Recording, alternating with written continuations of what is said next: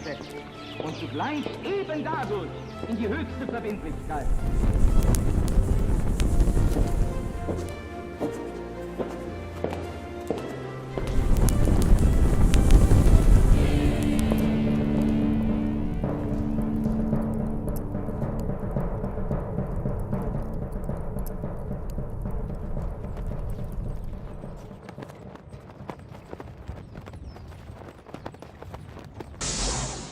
Muy buenas tardes, tengan todos ustedes bienvenidos sean a una nueva emisión de La Brújula, programa que con mucha alegría hago desde hace ya varios años. Año 2014 fue nuestra primera emisión. Así es.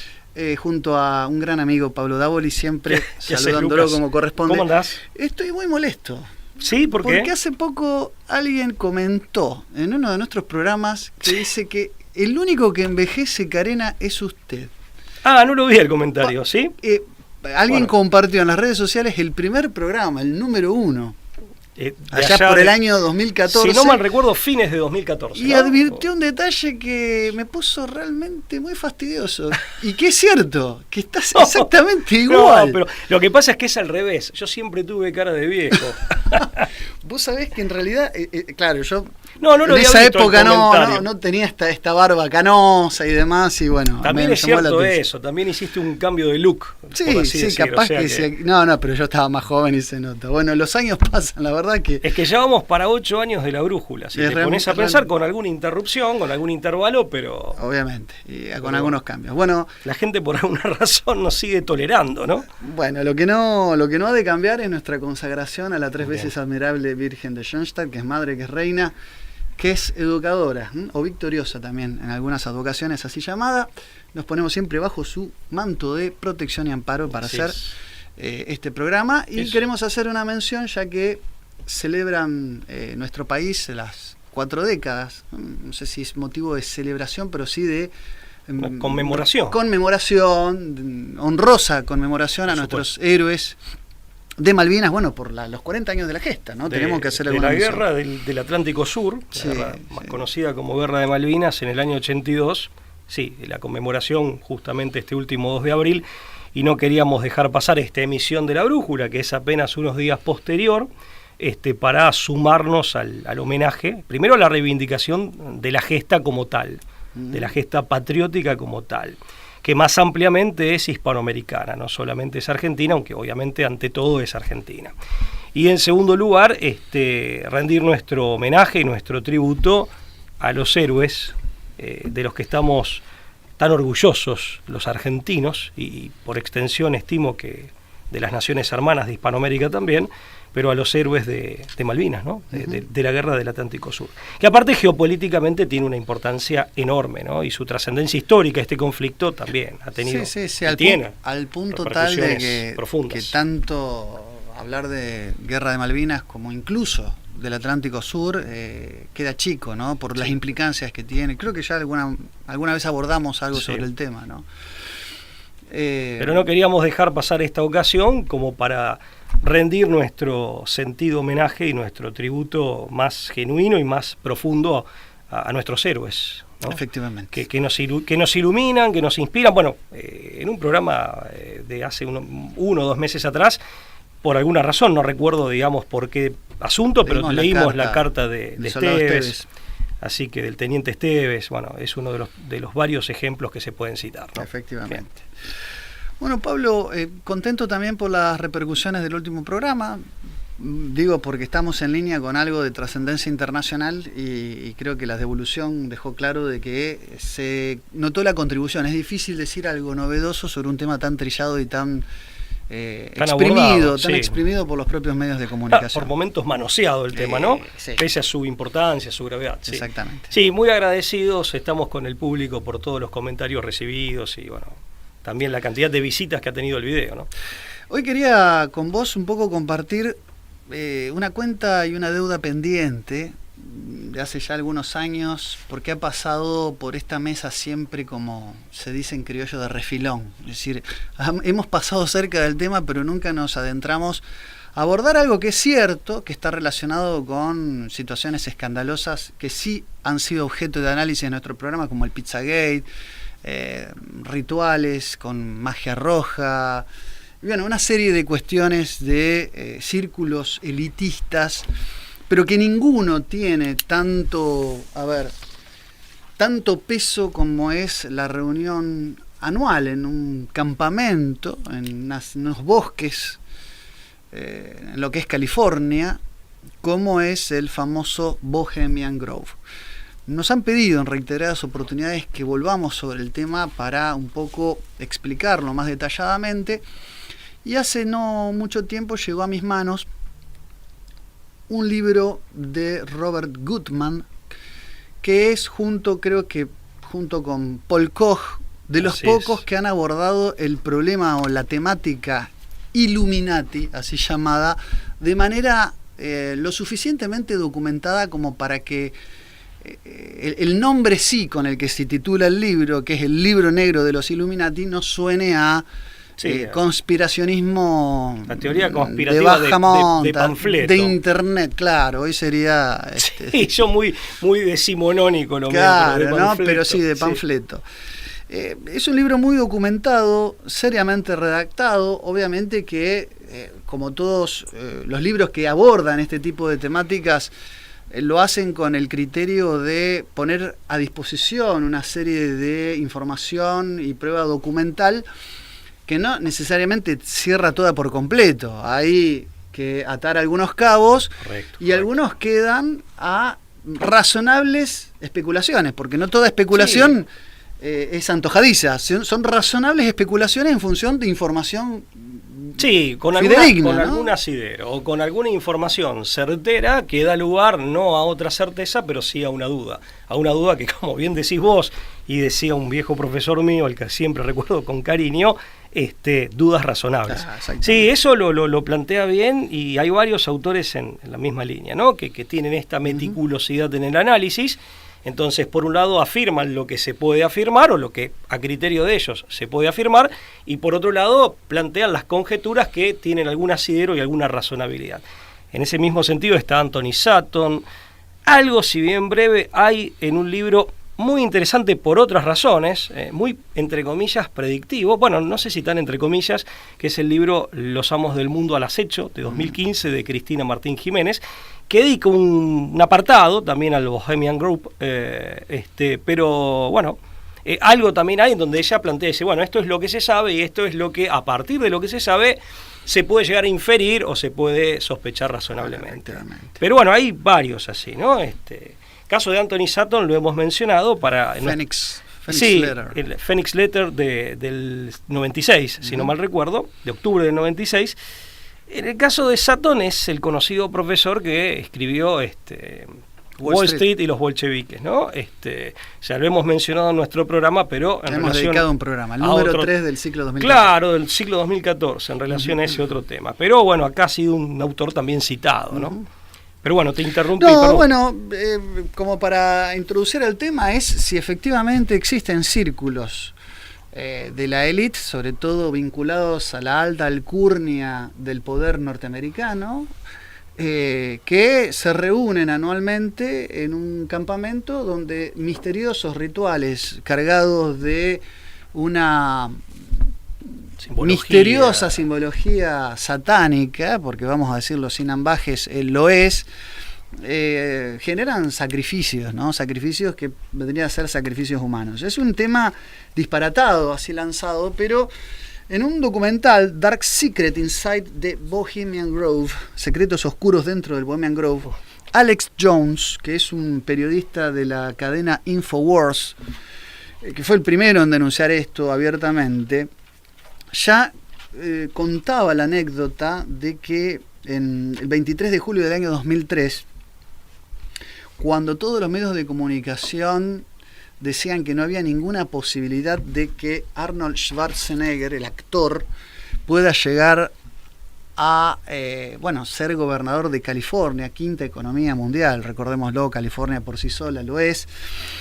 Una fuente del San Francisco Chronicle publicó un artículo que contradecía a todos los gurús políticos nacionales. El artículo afirmaba que, según información que poseemos, la jerarquía republicana favorecería a Schwarzenegger Por lo menos esta es la información que salió del Bohemian Grove. Cita como fuente, en estado de total aislamiento, este medio de comunicación cita a la fuente y particularmente invoca al asesor presidencial Karl Rove, que casualmente estaba en una de las reuniones del Club Bohemio, y fueron ellos los que le dieron la bendición a Schwarzenegger para candidatearse, para participar de las elecciones que lo terminarían, poniendo como gobernador del estado de California. Es decir, vale recalcar contra que todos los pronósticos, esta fue la única fuente que acertó, con una anticipación, digamos, llamativa. Y aparte, el propio interesado todavía no había dicho nada al respecto. No sería la primera vez, dice Jones, que el Bohemian Grove influyese en las elecciones y en la idoneidad de los políticos. En el año 2000, 2 semanas antes de la declaración oficial, la CNN informó que Dick Cheney, también otro miembro de la élite dirigencial norteamericano, iba a presentarse para las elecciones nacionales junto a George Bush. La CNN sostenía que había conseguido cierta información de unas personas presentes en el campamento del Bohemian Grove, donde se enteraron de la elección de Dick Cheney gracias a George Bush padre y el famoso Colin Powell. A ver, secretario, sería el jefe de gabinete, secretario de Estado. Sabrán dispensarme por el parangón, porque ciertamente que hay abismales diferencias, al menos en cuanto a la importancia, ¿no?, y al peso político y económico de estas reuniones, con respecto a lo que yo voy a citar ahora. Pero en definitiva, así como entre nosotros es común que de pronto vos perteneciendo a un círculo social o queriendo ingresar a un círculo social comiences, no sé, por decir algo, a jugar al golf, y vas a jugar al golf a un lugar, digamos, en donde va gente de clase media para arriba, y aprovechás para hacer negocios, o aprovechás también para ponerte de acuerdo en ciertos aspectos que compartís, de pronto con quien te acompaña o con tu contrincante.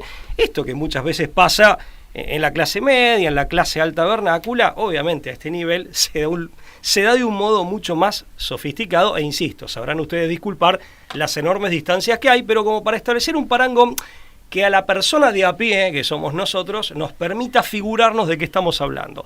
No se trata simplemente de algo lúdico, que el autor también lo aborda, Goodman. Claro. Es más, hay otro autor que habla pero es otro tema, ¿no?, cuando comiences a describir de satanismo lúdico. Pero bueno, más allá de eso, que aparte es una categoría que nosotros impugnamos y criticamos, entendemos que de lúdico no tiene nada, pero más allá de eso, no se trata simplemente de un lugar de encuentro para el esparcimiento, más allá de cómo te divertís y demás, que lo vamos a ver ahora, es algo muy grave, sino que se aprovecha obviamente es toda gente poderosa, de élite, que aprovecha para manejar sus propios asuntos, ¿no? Para ponerse de acuerdo, para definir estrategias. Sí, a ver, el parangón tiene asidero en tanto que es natural que una instancia de retiro, de esparcimiento, para tomar ciertas decisiones, en cualquier círculo humano estaría permitido. El problema es que esto se trata de una organización que tiene una reunión en julio todos los años, es decir, en el verano del hemisferio norte. Vienen los ingredientes que yo que se reúne, insinuaba. Que se remonta al año 1914, más o menos. Yo tengo entendido, según viste que consulté este libro de Cristina Martín Jiménez, sí, la más... como si fuera la más incipiente reunión. La más importante, de todas las que han venido, es la de 1914, pero el grupo como tal, según Martín Jiménez, esta autora española, se remonta al 79. Claro. Más allá de que no tenemos datos o documentos sobre estas reuniones, ¿no? Sí, a partir de 1914, que tengo entendido que este libro tiene incluso el logo, digamos, ¿no? Como que cada reunión tiene una especie de logo propio. Bueno, ahora, ¿dónde se termina el parangón que vos muy bien haces? Porque hasta acá, esto nos sorprendería que ciertos hombres con prestigio y poder se reúnan a tomar decisiones a puerta cerrada. A tomarse unos whiskies. Sí, hasta ahí el parangón tiene asidero. ¿Dónde se rompe esto? El documental de Jones, y voy a leer textual porque quiero ser muy prudente con las palabras. El documental de Jones, dice la fuente citada por Robert Goodman en el libro negro de los Illuminati, hace una serie de denuncias, entre las cuales cita al Washington Times, periódicos, a la revista Spy, cita las fuentes, y otras publicaciones de mucho prestigio que denunciaron orgías homosexuales, rituales extravagantes que se celebran en el Bohemian Grove. Incluso algunos periódicos han documentado la migración anual de prostitutas de lujo de ambos sexos desde América y Europa a la ciudad de Monterrío, una especie de oasis para los miembros exclusivamente masculinos del Bohemian Group.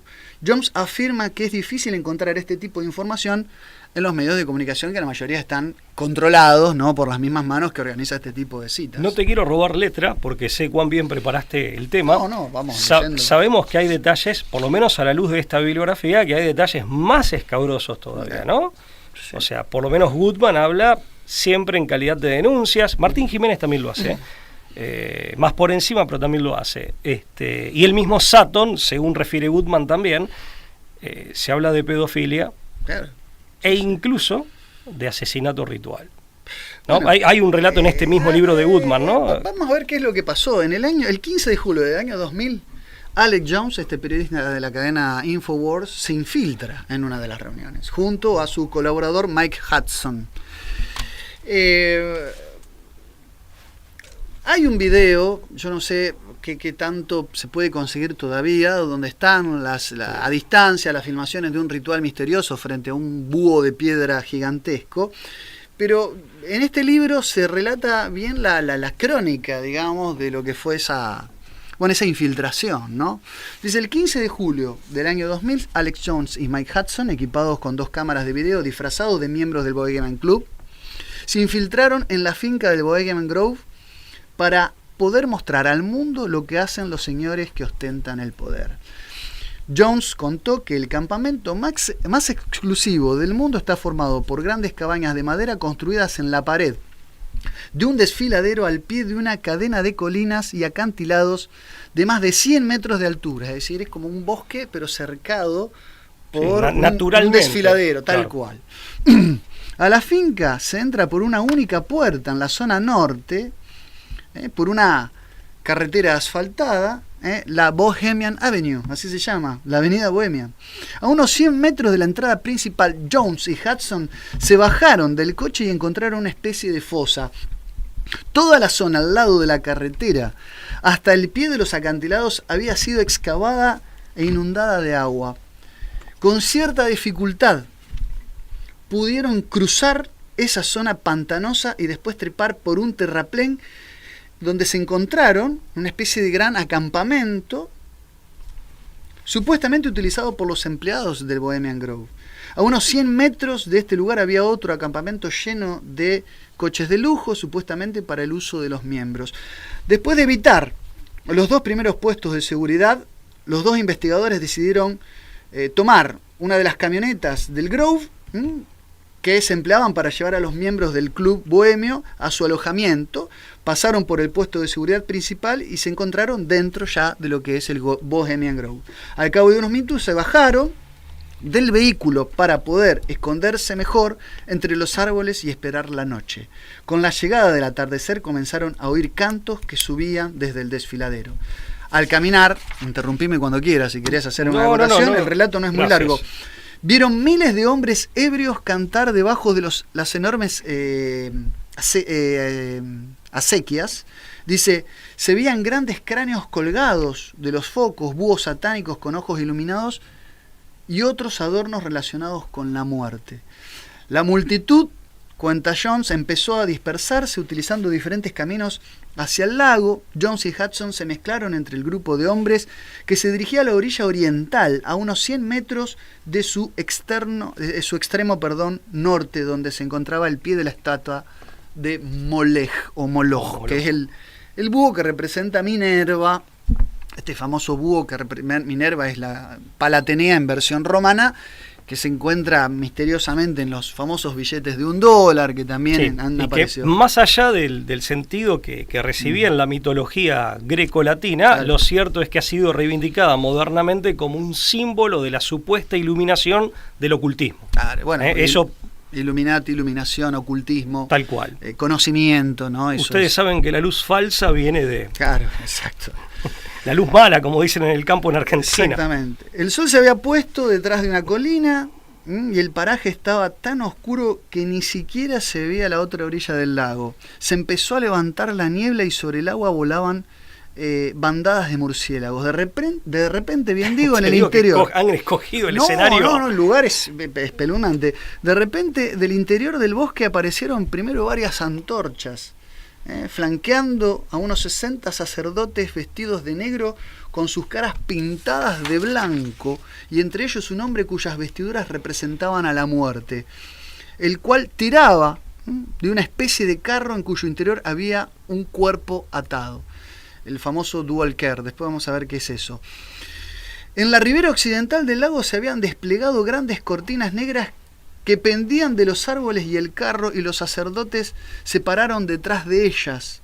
En ese punto la multitud empezó a corear: quemarle otra vez, va a recibir lo que merece. Imagínate un cántico, un grito. Ese otra vez es sumamente sintomático, ¿no? Va a recibir lo que merece, quemarle otra vez. Otra vez. Durante 10 minutos no sucedió nada y reinó el silencio, salvo algunos gritos de los ancianos allí presentes.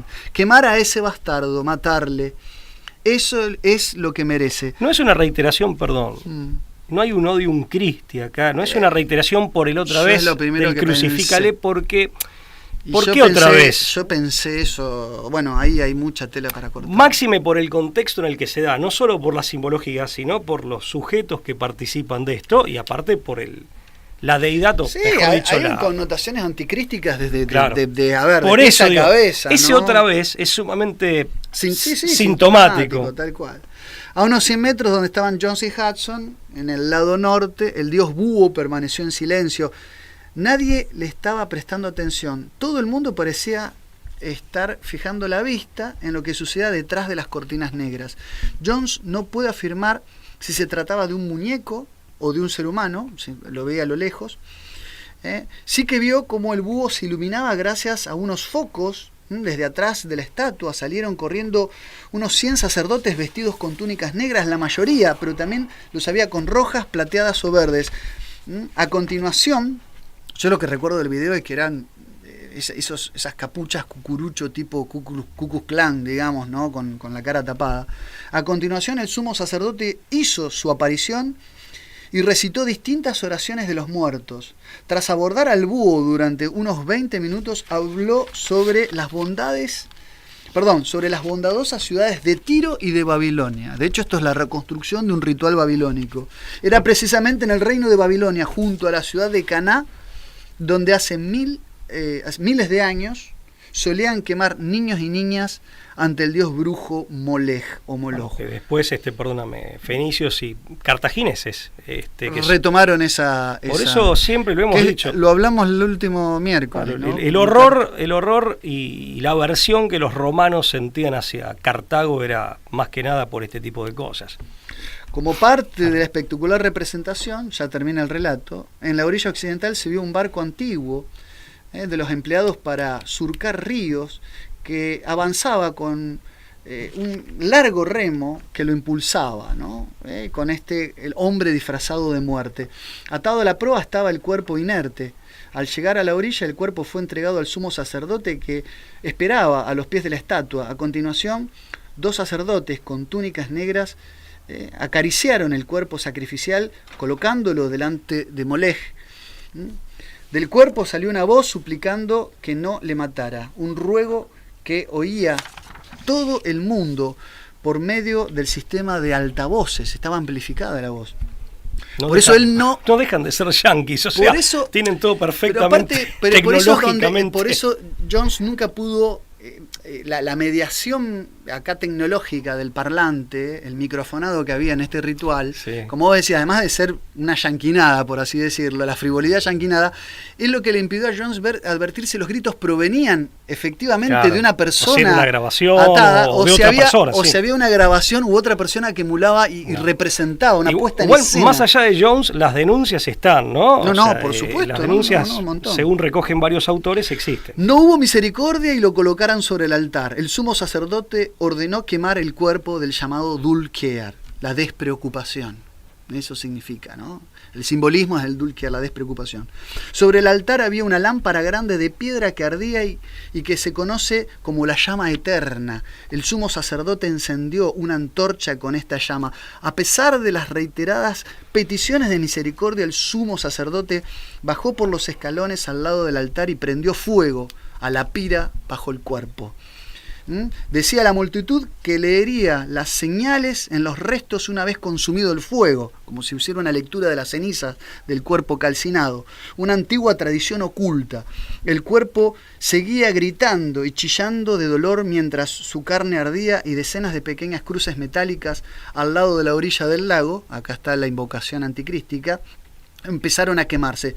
Jones contaba sorprendente, que acá cita las palabras. Acá es Goodman que cita las palabras textuales de Jones. Por tanto, allí estaba yo, testigo de una escena sacada de una de las pinturas de Bosco, Visiones del infierno. Cruces metálicas que ardían, sacerdotes vestidos de rojo o negro y el sumo sacerdote con una túnica plateada y una capa roja. Un cuerpo que ardía mientras gritaba de dolor. Un gran búho de piedra, líderes del mundo, banqueros, los medios de comunicación y los directores de la educación nacional, todos participando en esta ceremonia. Era una locura total. El ritual terminó y los hombres de más edad volvieron a una gran sala entre los árboles. Jones y Hudson salieron del Bohemian Grove casi corriendo y sin encontrar ningún obstáculo. El documental puede verse en internet en la página web de Jones y ha sido transmitido en el canal 4 británico. Sí, seguramente tal vez Jones es el titular de la, digamos, es una especie de programa de televisión por internet que es Infowars, si no mal recuerdo, ¿no? Sí, la cadena. En el caso de Alex Jones. Ahora, fíjate, porque después está toda la parte orgiástica, ¿no? Claro. Rodeando esto, o sea, como está claro que aunque se tratara solamente de simbología, en el supuesto caso de que se hubiera tratado de un muñeco, que eso no es lo que dicen las denuncias de quienes han sido víctimas también de los abusos y de las perversiones de este lugar, pero aunque se tratara solamente de algo simbólico, lo cierto es que es demasiado sofisticado y hay mucha plata invertida y mucho tiempo invertido en eso como para que sea mera diversión. Aparte que como diversión, sinceramente, como mínimo es raro, es tan oscuro que es raro. Más allá de eso, lo que quiero decir es que las denuncias de víctimas o presuntas víctimas y de investigadores van en el sentido de que esto era mucho más real de lo que uno quisiera creer. Ahora, siempre se da ese juego, o siempre se repite, al menos como hipótesis, o a veces como hecho comprobado, según el caso, desde por lo menos el siglo XVI, o XVII tal vez, en el mundo anglosajón, me refiero fundamentalmente a Inglaterra y después en Estados Unidos, aunque no exclusivamente, pero sí hay una línea ahí en donde se combina el magnate o la élite parapetada, o digamos parapetada o constituida como tal sobre la base de la usura, la brujería y el satanismo, sea lúdico, como dice ese autor norteamericano, extraña categoría o no, con la perversión sexual. Y hay una profunda conexión. Por lo pronto, lo que debemos recordar es, y es muy sintomático a la luz de acontecimientos como este, en su momento hicimos el programa de Lord Dashwood, la Inglaterra de Satán, la brújula ciclo, 2016 habrá sido por ahí.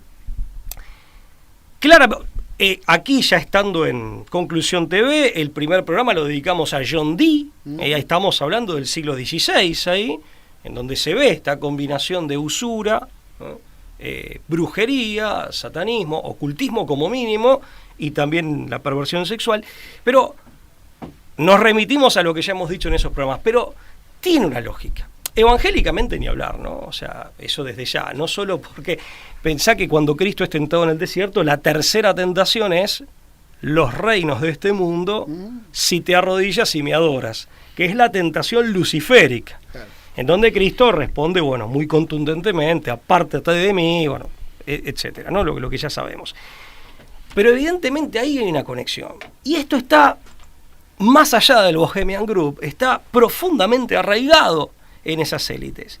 Traigo a colación, a modo de simple mención, lo que está pasando ahora, lo que está develando concretamente la justicia con dificultades, la justicia estadounidense, con el caso de Epstein, Jeffrey Epstein, el famoso listado de quienes han ido a la isla Lolita Express. Vos hiciste referencia al Pizzagate, al que le dedicamos un programa. Island, la isla Orgía, Orjay Island. Claro, que el avión era el Lolita Express. Claro, el Lolita Express, perdón, claro. Sí, gracias por la aclaración. Que aparte tiene un templo sumamente extraño, la isla, sí. En donde se practicaba todo esto, que se está investigando penalmente y que ahora este hombre se suicidó bajo...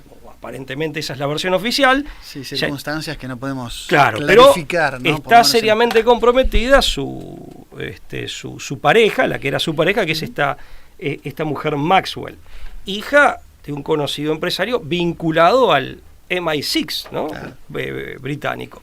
Pero está el caso de las denuncias de Corey Feldman, el actor, ¿te acordás? En los años 80, Cuenta conmigo, la película, ese actor que dice que hay una red de pedofilia que, digamos, atraviesa Hollywood y que va más allá de Hollywood. Cuenta conmigo, que es una de las estaciones de uno de los libros de Stephen King.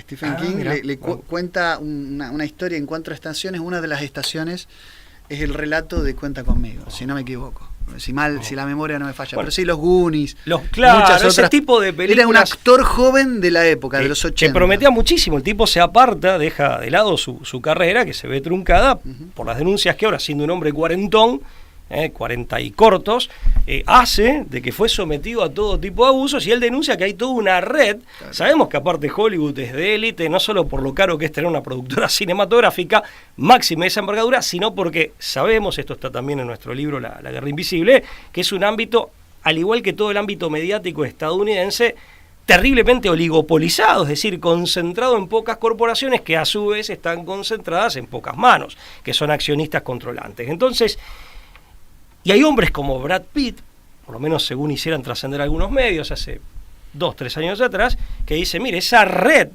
de corrupción sexual, terrible, criminal, se extiende más allá de Hollywood, abarcando al resto de esta élite. Entonces, yo quería señalar esto porque, si no, más allá de lo impactante de este relato, por lo siniestro que es y los detalles perturbadores que hay, no se trata, esto es lo que quiero decir, no se trata de algo excepcional, sino que se trata de algo muy extendido en esos ámbitos de élite, y que tiene otros paralelismos que podemos encontrar en el pasado y en el presente, pero siempre en torno a un mismo ámbito o sector, digamos, de gente, que son los que de pronto tienen el poder para... Aparte, esto no es una cosa que haya quedado en una ocasión perdida en el año 2000. Actualmente existe lo que llaman la Bohemian Grove, de paso se lo contamos a la gente, la Bohemian Grove Action Network, que es la red de acción contra la Bohemian Grove. Es una agrupación de lucha que hace 25 años viene tratando de denunciar y desenmascarar esta organización, a sus miembros. En su hoja informativa expone las actividades, la ubicación del Club Bohemio y del Bohemian Grove. Además cuenta quiénes son sus actuales miembros, porque se van renovando, ¿no? Aparecen los hijos, los herederos de aquellos magnates que estaban en aquella reunión tortuosa y misteriosa. También habla de los rituales, los tipos de rituales celebrados en la finca. Informa a todos los interesados sobre esta temática cuándo son las reuniones anuales que se hacen. Una de las actividades más relevantes son las famosas conferencias al lado del lago. Digo, hay toda una organización incluso que nuclea a las ex víctimas. Cuando Cathy O'Brien, y esto lo dice el libro... Yo te iba a pedir que te explayaras al respecto, que lo manejás bien el tema. Cuando Cathy O'Brien, en un libro por nosotros citado, que es el Transformation of America, es un juego de palabras, Transformation of America, que quiere decir la hipnosis de América, ella cuenta su experiencia como víctima de los proyectos MK Ultra, MK Delta y el proyecto Monarca particularmente, basado en la idea de la mariposa monarca, que es donde a ella la obligan a desdoblar su personalidad para someterla a experimentos de control mental. Esos bosques donde ella fue abusada, digamos, los describe, ella no sabe exactamente dónde se encontraba, pero los describe y tienen una singular similitud, un singular parecido con lo que pueden ser los clubes del Bohemian Grove en el sur de California. De hecho, ella es, si no me equivoco, californiana. Recordémoslo, se casó con Mark Phillip, que es un ex miembro de la inteligencia norteamericana, que de alguna manera la ayudó con una serie de dispositivos psicológicos a desprogramarse y a reivindicar y de alguna manera rehabilitarse de los efectos nocivos de estos experimentos de control mental. Tengo entendido que lo que buscan es, mediante traumas provocados adrede, generar o un desdoblamiento o por lo menos el famoso muro mental, ¿no? Claro. O sea, una suerte de bloqueo de memoria. De amnesia sobre una cosa atroz previamente realizada sobre la víctima. Los psicólogos que tratan víctimas de abuso sexual relatan, es bastante común esto, de que una víctima de abuso sexual, algo tan traumático como eso, en su infancia, lo bloquee de su memoria y de pronto el recuerdo puede aparecer, se puede disparar, digamos, como una novedad, años después, tal vez 20 años después, a partir de algún episodio. ¿No se combina con hipnosis también? Sí, claro. Esa técnica. El famoso libro Star Shrine de Brice Taylor, que es una mujer que rehabilitó a 2 víctimas de estos rituales, cuenta exactamente, ¿no? Y fue una de las que denunció ante el FBI todas estas operaciones, es decir, denunció a la CIA particularmente ante el FBI. Hizo que, de alguna manera... ¿Por qué? Porque existió, digamos, dentro de lo que fue el FBI, un único valiente investigador que intentó, Ted Gunderson, ex miembro del FBI, después se transformó en investigador privado, declaró, digamos, en su material investigativo y demás, en un video que se llama Satanism and the CIS International Trafficking in Children. Satanismo y tráfico internacional de niños realizado por la CIA. Gunderson dice que esta élite, basado en documentos del famoso satanista británico Aleister Crowley, tomaron las fuentes de inspiración para el enemigo realizar personal de Jesucristo, según su propia autodefinición, ¿no? Entonces Gunderson hace una investigación y llega a la conclusión que durante, digamos, un determinado lapso que inicia su investigación, muchos niños fueron desaparecidos en Estados Unidos que terminan en ceremonias satánicas, leo textual la investigación de Goodman, donde los sacrifican. En su opinión, hay más de 3 millones de miembros activos de sectas satánicas en Norteamérica. Esa cifra es el resultado del estudio estadístico realizado sobre la base de los datos de las zonas como South Vide en Los Ángeles y de Iowa City, en el estado de Iowa, ¿no? En su video afirma que entre 50.000 y 60.000 individuos son sacrificados todos los años, anualmente, durante las 8 fiestas satánicas que se desarrollan a lo largo del año. Vos sabés del que calendario. en Tienen Sudamérica, un calendario de 8 celebraciones donde anualmente se sacrifican entre 50 y 60.000 años. La verdad que la película Apocalipto queda como corta cuando uno ve esto, ¿no? Claro, porque ahí aparece el asesinato ritual, no de niños, pero claro, pero sí de los aztecas respecto de claro, pero esto de pasa los pueblos actualmente en Occidente. No, claro, y en este caso aparte no es algo marginal, o sea, es gente de élite, esto quiero decir, claro, que tiene la capacidad de tornar sus pautas y sus antivalores en sistema, porque esto también hay que decirlo. Había un autor que tenía un libro sobre la masonería que hablaba, era un obispo, no recuerdo cuál, le voy a tratar de, en todo caso, si llego a encontrarlo... ¿El arzobispo de Chile? No es Caro María... No, porque es más reciente, no es cercano en el tiempo, María pero Caro es Rodríguez, un poco más cercano en el tiempo que Caro Rodríguez. Es un autor menos conocido, creo que era un obispo argentino de apellido alemán, como si te dijera Robinger, o Rottinger, bueno, se lo debo al público, pero él hablaba de satanocracia, porque acá ha habido investigaciones, incluso en Sudamérica, las policías de los diversos países y provincias, porque cuando aparece de pronto algún asesinato ritual, o los despojos, los restos de algo tan macabro, o eventualmente hay secuestro de niños, se ha descubierto esto en distintos países de Sudamérica, pero siempre se lo asume, o se ha pensado que es algo periférico, claro, marginal. Bueno, no es el caso. Tenga vinculación con esto o no que estás exponiendo, no es acá, en esto que vos expones, no es el caso, no es ni periférico ni marginal. En todo caso es oculto, pero es de gente sumamente poderosa y son miles aparte. En estas reuniones del Bohemian Group, una vez circuló un video de hace algunos años atrás en donde aparece Colin Powell, porque aparte después está el orgiástico, aparece Colin que se disfraza de lúdico en lo que ha trascendido, lo que han dejado trascender eventualmente, cantando creo que YMCA o algún tema de los Village People, ¿no? Sí. O sea, pero bueno, tiene toda esta cosa o estos episodios, mejor dicho, tan macabros detrás. Yo no quería dejar pasar de mencionar esto, porque si no queda en claro, no se trata de un episodio criminal aislado, sin mayor repercusiones en el mundo en que vivimos. Eso es lo que...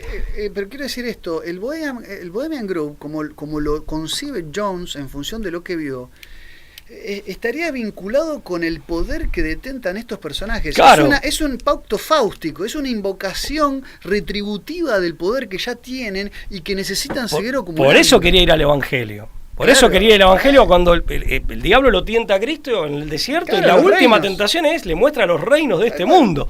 Y dice, sí, que se los iba a dar si le tributaba adoración. Totalmente. En el caso de Crowley, aparte, lo hemos mencionado varias veces en nuestro libro La Guerra Invisible, en alguna parte le dedicamos algunos párrafos, pero también un hombre vinculado a la inteligencia británica, un hombre vinculado, por lo menos según algunas versiones, a Winston Churchill, de donde el propio Churchill habría tomado su famoso... insignia. Sí, claro, con los dedos, y un hombre que en su momento en el Eton College lo conoció, conoció a los Huxley, ¿no? Y a otros más, y es el que vincula a mucha gente de la inteligencia británica y de la intelectualidad británica, que se vincula a actividades de inteligencia con la CIA, ¿no? Por eso también Crowley adquiere notoriedad en los 60, bueno, aparece, es conocida la historia, en el álbum Sgt. Pepper's de los Beatles, aparece ahí en esa especie de collage, de gente, de famosos, que está en la portada del disco. O sea, digo esto porque si no queda como algo aislado, como algo curioso, que no tendría mayor incidencia más allá de lo horrible que es en el mundo en el que vivimos. Y no, lamentablemente tiene toda la incidencia. Es un mundo aparte que es terrible para los niños el nuestro. O sea, hay mucha violencia de todo tipo, sea física o simbólica para los niños. Y tal vez, yo quería citar que tomé una foto de un libro que tengo de Alberto Caturelli, filósofo argentino, fallecido hace escasos años, en donde Caturelli muy claramente dice, cito una frasecita textual, ¿no? Pero en un libro que se llama Dos, una sola carne, dice que el niño, concretamente,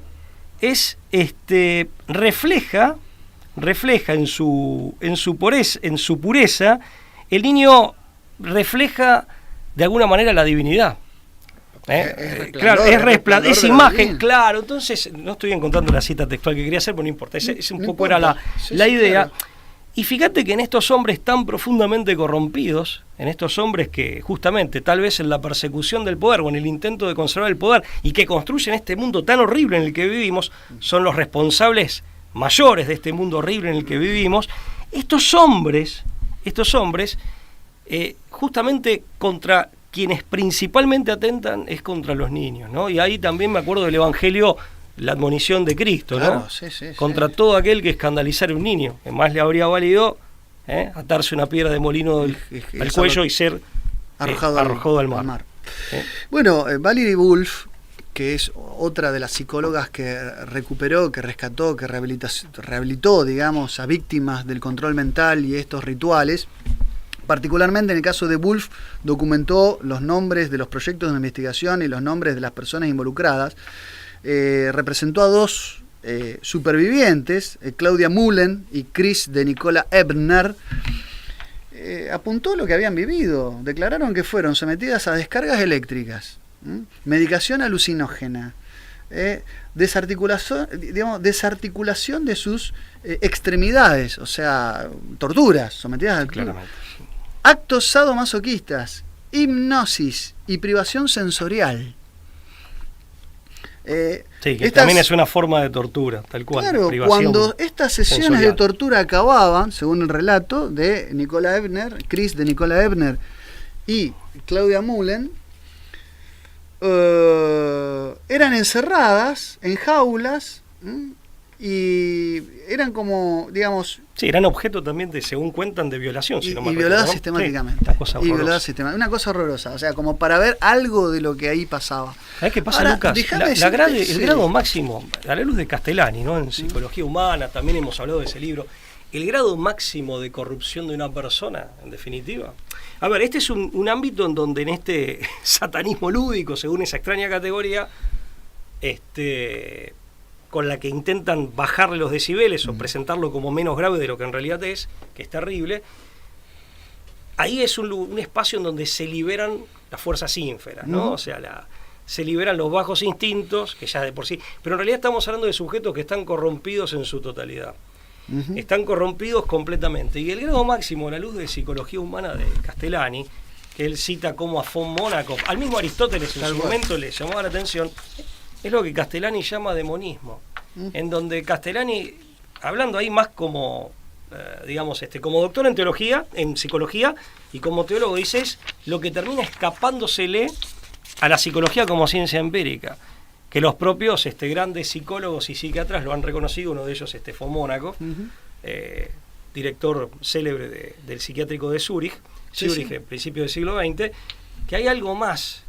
En esta psicopatía extrema, en esta perversión extrema, hay algo más, y Castellani dice es demonismo, que es el grado máximo de corrupción.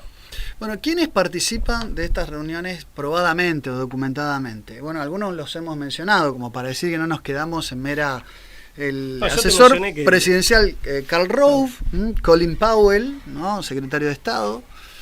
3 generaciones de Bush por lo menos están vinculadas, como lo están también con la Skull and Bones, la famosa sociedad secreta de la universidad, del campus de la Universidad de Yale. Bueno, Henry Kissinger, hay fotos que así lo testimonian. Gerald Ford, también presidente de Estados Unidos en la década del 70. Es decir, hay una serie de nombres que figuran en las listas de invitados de estas reuniones. Yo creo que si trasciende todo, no, yo creo que podríamos tener una lista más importante. Ahora déjame decirte una cosa, vos sabés que, y hago un paréntesis acá, porque nosotros hablamos la semana pasada, vos mencionaste a Aleister Crowley, y la semana pasada nosotros invocamos como autoridad a la figura de Alexander Dugin para hablar de geopolítica, y uno de los comentarios que salió, y quería aprovechar unos minutos finales también antes de la conclusión, para hacer este descargo, esta salvedad.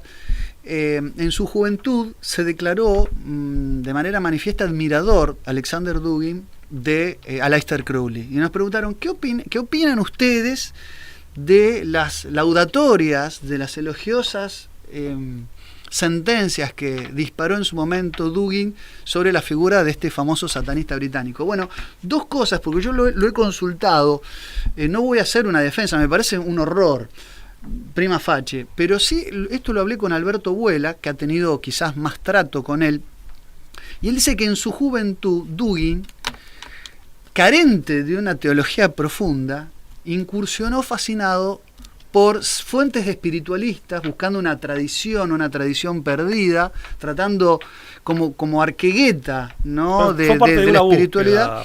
Errado el camino. Claro, y lo que elogió de Crowley fue sobre todo el compendio, lo cual es incalculable, de obras esotéricas de la biblioteca de Crowley, la cual seguramente no habrán tenido las mejores intenciones, ni habrán estado dedicadas a los más loables fines, pero es verdad que creo que en su residencia, la que estaba a orillas del lago Ness, de ahí se hablaba de los 2 monstruos, uno era Crowley, el otro el que estaba dentro del lago, llegó a recopilar la biblioteca más inédita, de piezas inéditas sobre magia, esoterismo, alquimia, y en ese sentido y en esa búsqueda, como arquegueta o arquegéneta, Dugin llegó a tener en la juventud cierta admiración, pero que después ese mundo de la tradición lo llevó casi a abrazar una ortodoxia religiosa, digamos, en su época de madurez. Con esto no estoy enarbolando una defensa, estoy diciendo que... describiendo una realidad. Poniendo en contexto algo, porque si nosotros, digamos, que no quede que nosotros invocamos como autoridad a un aplaudidor de Crowley cuando sabemos que no lo es. Aparte nos hemos permitido también matizar el propio pensamiento actual de Dugin. Esta crítica, y déjame decir algo más, esta crítica sobre Dugin la ha promovido la figura de un gran tradicionalista católico, que le tengo mucho respeto intelectual, que es Miguel Ayuso. Que ha criticado el español, jurista español, sí, que ha criticado a Dugin por estas declaraciones favorables. Un enorme respeto, pero también quiero decir que Miguel Ayuso ha tenido esa posición intransigente y con figuras de la tradición como Julius Evola, al que también lo tilda de satánico, cuando en realidad creo que, en ese punto concreto está equivocado. Figuras del más renombrado tradicionalismo español, como Elías de Tejada, han escrito artículos elogiando la figura de Ébola. No lo sabía, pues yo tengo entendido que el doctor Ayuso, porque tengo un respeto enorme, aparte es colega mío, es abogado, por supuesto, es el presidente internacional, fue presidente internacional de la Asociación Mundial de Juristas Católicos, pero tengo entendido que él es discípulo de Elías de Tejada. Bueno, Elías de Tejada tiene un artículo donde elogia abiertamente a la figura de Julius Evola, que así es interpretado por Mordini, que es un católico, que en todo caso lo que se puede criticar es el no exclusivismo religioso de la tradición primordial. Pero eso lo quería decir como una postilla por los comentarios que me parecieron muy interesantes sobre esto, ¿no? En el caso, sí, puntualmente. Es más, Elías de Tejada, permitime esto, critica a Donoso Cortés, critica a Jaime Balmes, critica incluso a todo lo que es el Menéndez pelayismo. Dice, a lo sumo esos son conservadores, tradicionalista de verdad es Julius Evola. Esto lo dice Elías de Tejada, un católico, ¿no? Sí, claramente, hay que distinguir. Lo quería aclarar, ¿no? Bueno, somos humanos y la posibilidad de errar, y desde ya la realidad del disenso existe. La diferencia está, o creo que la clave está, en donde realmente hay, digamos, buena fe, una búsqueda de la verdad comprometida, que ante todo sea genuina y denodada, y donde hay, digamos, intervienen, digamos, no solo la buena fe, como disposición del espíritu y del corazón, sino también las luces de la inteligencia. Si hay inspiración divina, por supuesto que mucho mejor, o algún tipo de intuición, como suelen tener algunos artistas, que es otra forma de aproximación a la verdad, muchísimo mejor. Pero más allá de esto, que tiene que estar en la base, y que son las claves, lo cierto es que después la posibilidad de errar, la posibilidad de equivocarse, y desde luego la realidad de que se planteen disensos, aún entre quienes están en la misma búsqueda, desde luego que está. Ahora, ¿qué intentamos reivindicar? La gente que busca la verdad, y que la busca denodadamente, y que lo hace con luces que son por momentos deslumbrantes, que es gente que es muy estudiosa y que tiene un compromiso, digamos, de todo su ser, no solo de su intelecto, con la búsqueda de la verdad. Y cuando digo la verdad, necesariamente agrego el sentido de trascendencia, o mejor dicho, la trascendencia. Ahora después, obviamente, sí, se van a plantear, y para eso está también un poco esta modesta propuesta de la brújula, para aportar estas ideas. Una última cosa que quiero, yo no sabía que ibas a hacer este comentario y me interesa muchísimo. También hay que distinguir a cada autor, o hay que considerar el contexto. Materia también, ¿no? Claro, por materia, el contexto, la formación, y aparte el momento de su vida. Claro, tal cual. A ver, hay, digamos, no es el propio Dugin, incluso políticamente hablando, no es lo mismo cuando inicia esta búsqueda que hoy en día, que ya es un hombre que creo que ya, si no tiene 60 años, se está aproximando, está sobre la sexta década de vida, es un hombre que ya tiene otra madurez. Pero esto pasa con muchísimas personalidades, ¿no? Bueno, estamos con el tiempo vencido, pero una conclusión más relativa al tema. No se trata, ¿no?, las reuniones del Club Bohemia, de una mera especulación fantasiosa de algún periodista sensacionalista, no es amarillismo de algún disidente de la prensa, son reuniones reales, tienen asidero en la realidad, hay abundantísima, apabullante documentación que demuestran la existencia de este tipo de reuniones, que además deben ser la punta del iceberg de todo una red que se entreteje, que podemos decir es muchísimo más amplia. Hemos hablado de los hermanitos Podestá, en torno a la figura también del Partido Demócrata, de los Clinton, que no escapan a esta realidad con lo que fue el escándalo del Pizzagate y un largo etcétera de situaciones. Pero en realidad ese mal está enquistado y está encumbrado con el... Y esto está profetizado también. Los poderosos de este mundo, el príncipe de este mundo, ayuda, contribuye, allana el camino para aquellos que le rinden tributo, concentrando un poder que es efímero, porque es un poder profano, un poder que se acaba acá, ¿no? La realidad, la trascendencia es lo único que se contrapone, el sentido de trascendencia, a estas que podrían ser una de las tantas tentaciones del maligno. Lo decimos con total respeto por los que no creen en este tipo de cosas y de consideraciones. Pero bueno, Pablo, yo no sé si querés aportar algo más. Creo que ha sido te estaba escuchando la deuda, la deuda pendiente sobre este tema. Sí, creo que ha quedado saldada con este relato una puerta de estremecedor para abordar esto. Sí, respecto del otro, me quedé pensando en el caso de Ébola, por ejemplo. Estaba pensando, recordaba Rebelión contra el mundo moderno, Rivolta contra el mundo moderno. Sí. Sobre el 1934. Final. Claro. Es cierto que en el medio rescata, digamos, al gibelinismo, tema muy caro, y muy bien que sea muy caro para ti y para mí también. Por eso también Ébola ha evolucionado. Claro. No es el de imperialismo pagano. Claro.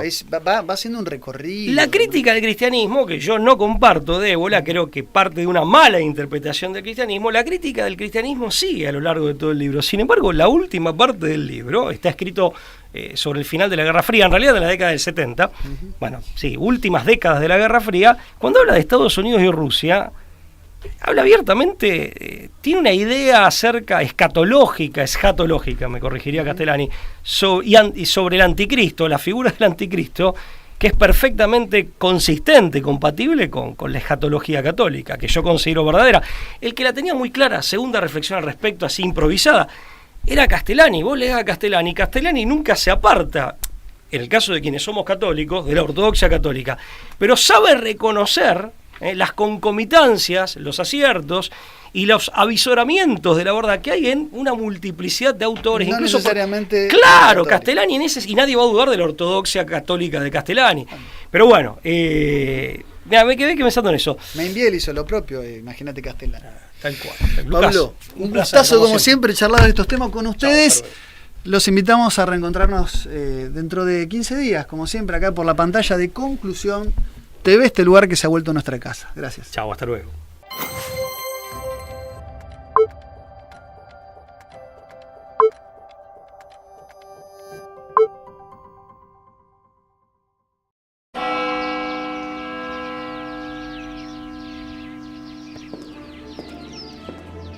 Freiheit gesetzt und zugleich eben dadurch in die höchste Verbindlichkeit.